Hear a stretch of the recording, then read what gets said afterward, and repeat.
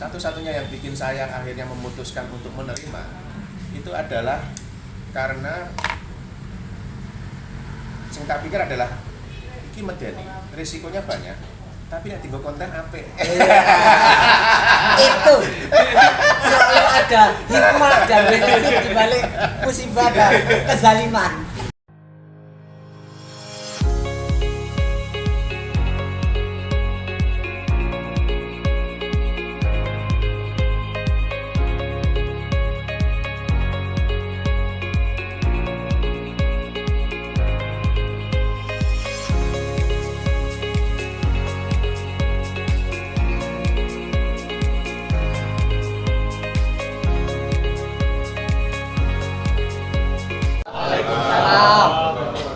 Akhirnya saya juga luluh juga buat kesini.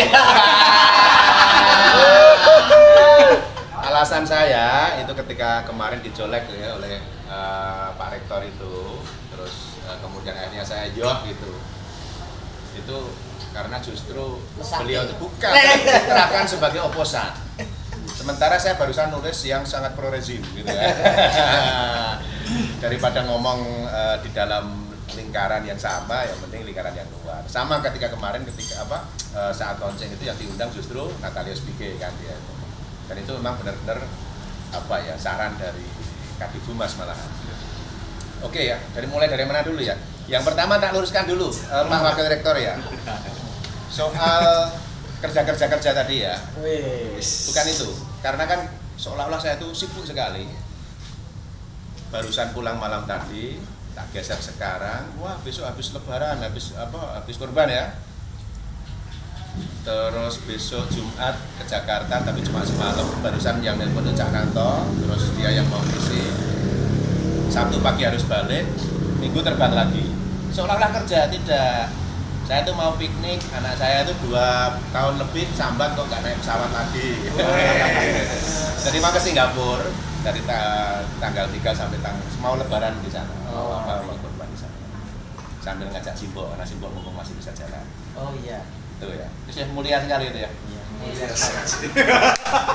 Oke, mulai dari mana? Ini harusnya mending ada yang tanya satu itu, karena terlalu banyak yang menceritakan. Yang truk tadi itu loh. Oke, kalau truk itu sebenarnya pasti jelas lah. Gini ya. Atau mungkin dari dari Bude dulu tadi ya, yang cerita soal apa tuh ya tadi ya? Soal psikologi apa? Bukan. Soal kegigihan, enggak gigih loh. Jadi benar tadi Pak Rektor cerita kalau dulu itu saya nggak punya karya jurnalistik yang hampir nggak punya, ya sedikit lah ya. Dan daripada bilang buruk sekali. Di angkatan saya ketika di apa istilahnya B21 tadi apa sih istilahnya? Bukan 21. Ganti loh. Ya itu tuh saya tuh cupu banget waktu itu, masih cupu banget. Untung ya, dia waktu itu tahu lah ya. Ketika datang pertama dia cangah ngomong, saya tuh ikut ke Bunga 21 itu juga cuma gara-gara Ya cantik-cantik. bukan, bingung. Dulu kan rumah di Kasongan, orang tua di Kasongan. Kuliah pagi, kadang habis itu kosong 3 jam. Ya turun ngendi gitu kan. Boleh bukaan UKM wah ini Balerung, sudah ada satu yang mendahului di Balerung, yaitu anak kesayangan dia namanya Hasan Bahtiar. Anak kesayangan dia yang ucul gitu ya, nggak bisa dikelola. Yang ucul lama yang gagal. Bus. Jadi saya tuh belum kenal menulis waktu itu, tapi pernah mengikuti satu diskusi kepenulisan di satu selasar sastra yang diisi oleh seseorang yang mungkin sudah tidak lagi menulis ya. Dia ngasih satu kertas kecil gitu, kalimat pertamanya, tanpa menulis, kuliah bagi saya hanyalah mimpi besar. Wah, namanya Mongkornya Ibu. Belum kenal, waktu itu belum kenal. Terus baru dia tanya, katanya nulis di Kompas, katanya geger sama LPM BKKN itu, ditulis 2 kolom gitu, dan sebagainya ya. Belum kenal membaca juga. Bahkan setelah di Balerung setahun masih nggak mau baca buku. Itu yang ngompor itu ya Mas Hermanto itu ya. Ya Hermanto yang di Amsterdam sekarang udah 10 tahun. Terus jadi kalau sakbaraan saya itu ya yang pinter-pinter itu inget nggak, kalau ini mungkin agak internal ya, tawaf Tawaf Tawaf itu juga. sangat vokal, Yang pauzul. Tawaf itu yang nulis buku Ayat yang buku disembelih. Nah. Sama Pak Anap Afifi. Terus pauzul, terus Imam Karyadi sama Riki Ferdianto. Dan semuanya menghilang. Iya kan? Ya hampir menghilang kan jadi pegawai. Jadi Imam PNS Karyadi lah. masih. Imam Karyadi ya. Itu ya menghilang memang menghilang jadi nggak punya corong lagi gitu. Nah, terus kalau mau dibilang saya mulai menulis beneran ya nggak terlalu juga, kalian cuma paling liputan kampus. Baru kemudian agak serius itu ketika dipekerjakan oleh Bude, diminta untuk apa? Garap apa gitu ya? Melu-melu bude ya. Tabloid ininya ya, apa? Ya itulah ada sebuah industri gitulah ya, meliput kegiatan internal. Dan ketika merasa semangat itu jelas motivasinya karena dibayar. Tapi sejak itu sebenarnya nggak pernah menulis lagi. Kalau toh bersentuhan dengan dunia inilah ya teks gitu, karena setelah lulus bingung mau kerja ngapain, nggak jelas. Lulusannya sastra Jepang, saya lulus sastra Jepang tanpa bisa bahasa Jepang. Jadi nanti kalau di Google teman-teman bisa lihat ya, Kiat Jitu lulus sastra Jepang tanpa bisa bahasa Jepang, itu ada itu langsung di Mojo itu ramai terus sama dosen saya. Pengalaman pribadi ya. Nah itu setelah lulus itu justru ketika kemudian mau nunggu apa ya itu ya bukaan di Genlu kan nggak salah waktu itu pun nggak percaya diri orang bahasa Jepang ngapain gitu. Terus diajak sama Mahfud Iwan untuk ke Klaten, jadi apa? Editor buku madrasah. Wah, ya, kelihatan surgawi sekali dan sutra sekali. Kerja di Klaten, satu kota yang tidak pernah menjadi imajinasi kebanyakan pemuda Indonesia, gitu kan. Maju di sana, ala kadarnya ya kuat ya. Terus, jadi kalau toh itu dibilang menulis sama sekali enggak, ngedit dan itu pun kontennya konten-konten yang sangat strict karena ini strict dalam arti karena ada aturan-aturan baku dari Sekolah lah. Diknas, dari Depak gitu kan. Terus kemudian keluar tahun 2009 bikin penerbitan sendiri, penerbitan gaduh-gaduh gitu. Indie Itu lah pun bahasa kerennya ya. sebenarnya nggak indie juga. Nggak Nah indie itu kan jual sendiri tuh ya lewat Gramedia Oh. juga, tapi lah distributor. Penerbitnya nggak jelas juga, kadang tak jenenge anakku, kadang tak jenenge sopo gitu. Dulu kan gitu ya modelnya Grajen. Nggak menulis juga, karena kan palingan cuma beli naskah, terus dijual, dicetak, jual. Nah, jadi nggak pernah sebenarnya menulis yang serius itu nggak pernah, apalagi yang sifatnya itu gagasan, nggak pernah sama sekali. Nah, baru kemudian ketika di Australia nggak ada kerjaan, nganggur 2 bulan sampai tak bilang ke nyonya itu, ini aku itu gawean, karena di Jogja masih banyak dikerjakan. Di sana kedinginan, musim dingin, kedinginan, kesepian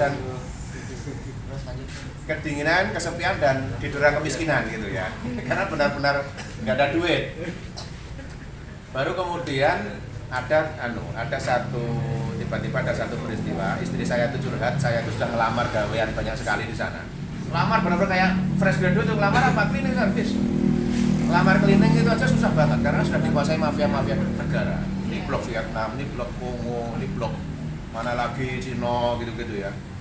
Apalagi kalau India itu kadang-kala ketika mereka sudah dapat satu tempat, dia berusaha menyingkirkan yang lain agar temannya bisa masuk. Itu praktek yang normal ya. Bukan kok katakanlah itu khas India enggak, tapi ya kita blok-blok teman-temannya sendiri. Nah, sampai kemudian ketemu sama temen, ada temennya itu yang jadi juragan truk itu, dan itu bukan orang sana tapi orang Surabaya yang sudah tinggal di sana. Dia punya armada banyak gitu, ya taruh di logistik gitu. Terus ditakoni, ini ada lowong satu tapi sopir truk, wani enggak. Saya bergetar, bukan apa-apa, nyetir mobil aja di sana masih gagap karena aturannya kan beda ya. Mungkin ada aturannya sama, tapi di sini cenderung nggak dianggap. Di sana marka misalnya, kita nabrak marka biasa, karena nabrak marka dikit padahal jauh langsung fuck you gitu kan, biasa banget itu. Jadi dalam 2 bulan pertama saya nyetir itu tiap hari dapat fuck you. lebih nyebai fuck you-nya daripada polisinya. Polisi ya wes karuan bayar itu, tapi kalau fuck you itu rasanya Karena sekali melakukan kesalahan, yang berondong misu itu banyak banget kiri kanan. Kayak kena mental nih bahasa anak muda sekarang ya. Kayak terlalu obsesif dengan peraturan lalu lintas orang sana. Nggak tahu bagiannya di mana itu. Jadi Ya, bisa miso tadi itu. ya misalnya itu kan jarang terang kan, karena mereka mungkin agak sopan ala-ala British gitu ya, tapi ada kesempatan misuh yang legal dan Daripada ngeluh, legitimate itu ketika di jalan dan ketemu orang dianggap ngawur oleh mereka. Jadi surganya adalah fuck you tadi. Nah, bahkan misalnya ya ngebut itu nggak apa-apa, asal ngebut di jalur kanan. Mau melanggar kecepatan nggak masalah, karena kan nanti yang menghukum adalah speed kamera kan. Tapi kalau jalan pelan di sebelah kanan dapat fuck you. Anda salah kan, Anda terlalu pelan. Nah terus karena masih ini ya, itu nyonya waktu itu sampai tiga malam nggak bisa tidur. Tenan Pak, gue gelem tenan, nyuper gelem tenan bro. Saya pertimbangan saya takut jelas takut. Nah nyetir mobil masih belum teyeng gitu ya, belum teges. Nyetir truk seumur-umur belum bisa. SIM nggak masalah karena kita bisa pakai SIM A Indonesia sampai 5 tahun Pak. Udah SIM A Indonesia sampai 5 ton ya. 5 tahun dan 5 tonase. Jadi karena truknya di sana tuh ringan, pakai fiber ya, bukan pakai kayu, jadi 5 ton bisa. Nah, satu-satunya yang bikin saya akhirnya memutuskan untuk menerima itu adalah karena sing tak pikir adalah iki medeni, risikonya banyak, tapi nek dienggo konten apik. Itu selalu ada hikmah dan benefit di balik musibah dan kezaliman.